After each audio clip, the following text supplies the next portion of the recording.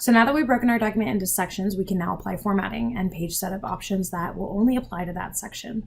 So I want to take this 3-paragraph section between the 2 section breaks and put it into 3 columns.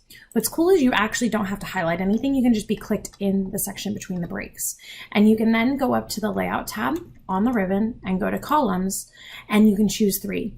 Now, what I want to point out is I choose 3 and it applies to these paragraphs automatically, which is really great, and it puts it into 3 columns. However, I can also go to more columns, and I think this is important to note because when I go to more columns here, I have the option of choosing 3 as well and more options here. But what's really important to note about this dialog box is it is currently applying this columns to this section.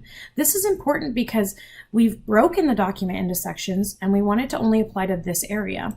If you click this drop-down menu in the dialog box, you'll see that it will apply to everything from this point forward, which would actually insert a break automatically for us or apply to the whole document and negate the sections.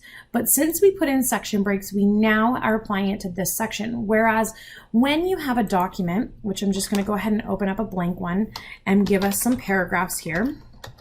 So you don't have to do this. I just want you to look at this and see what I'm doing. So when I have this document and I go to apply columns here, and if I went to more columns, you would see that because there's no section breaks in this document, it's defaulted to whole document. And actually there is no this section option because there's no section breaks. So that's why when we applied 3 columns originally, it applied to everything because there was no section breaks to break it out. So when I'm looking at this document here and I want to apply 3 columns, you can just choose 3, or you can go down to the more columns option and apply 3 as well.